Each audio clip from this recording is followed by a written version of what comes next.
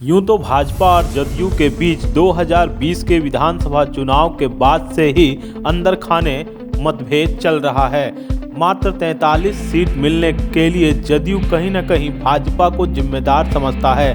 बावजूद राजनीतिक मजबूरी, सत्ता का लोभ दोनों को जोड़े हुए है, लेकिन पिछले कुछ समय से दोनों दलों के बीच मुद्दों को लेकर मतभेद खुलकर सामने आ गए हैं, जिसके कारण सरकार पर भी संकट है। आइए आज आपको उन 6 बड़े कारणों के बारे में बताते हैं जिन्हें लेकर जदयू और भाजपा में तनातनी है। पहला कारण है शराबबंदी।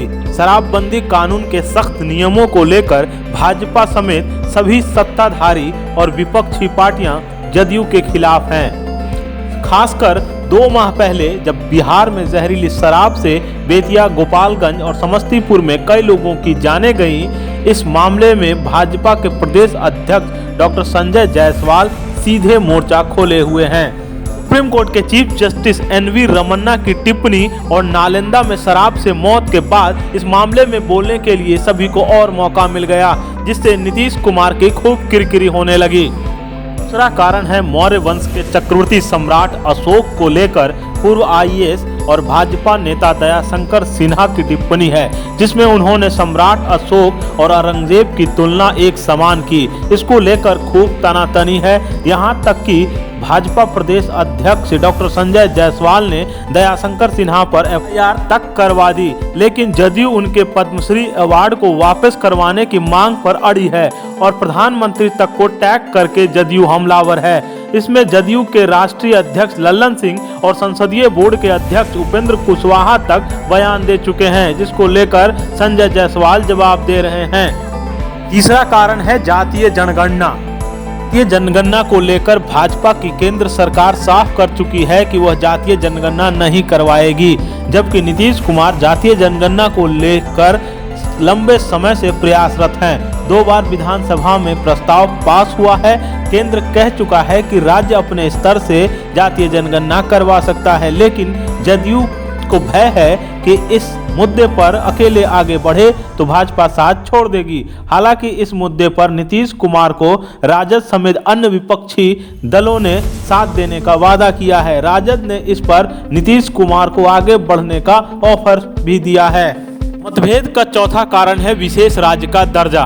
बिहार को विशेष राज्य का दर्जा मिले, इसके लिए नीतीश कुमार कई सालों से प्रयासरत हैं। इस बिंदु पर 2013 में जब नीतीश कुमार भाजपा से अलग हुए थे, तब भी जोर शोर से मांग रखी थी। उस समय 2015 के चुनाव में नरेंद्र मोदी ने बिहार को विशेष पैकेज का झुनझुना दिया था। बाद में दोनों साथ हो गए और मुद्दा शांत हो गया, लेकिन कुछ समय से दोबारा यह विषय जदयू और भाजपा के बीच दूरी बढ़ाने वाला मुद्दा बन गया है। 5वां और सबसे ताजा कारण उत्तर प्रदेश का चुनाव है। इसमें भाजपा ने जदयू को उत्तर प्रदेश में सीटें न दे करके, गठबंधन न करके साफ कर दिया कि जदयू को उत्तर प्रदेश में पनपने का मौका भाजपा अपने कंधों पर नहीं दे सकती है। इसको लेकर के दोनों दलों में तनातनी बढ़ गई है। जदयू अकेले यूपी में चुनाव लड़ेगी, यह भी साफ है। तो लेकर लखनऊ में बैठक हो रही है। अब देखना है कि जदयू भाजपा से अलग होकर अकेले कितनी सीटों पर लड़ती है। दोनों दलों के बीच दूरी का छठा कारण है जनसंख्या नियंत्रण कानून। जातीय जनगणना को लेकर जब भी नीतीश कुमार आगे बढ़ते हैं, भाजपा जनसंख्या नियंत्रण कानून लाने की बात करती है, जबकि नीतीश कुमार जनसंख्या नियंत्रण कानून को लेकर बहुत उत्सुक नहीं है।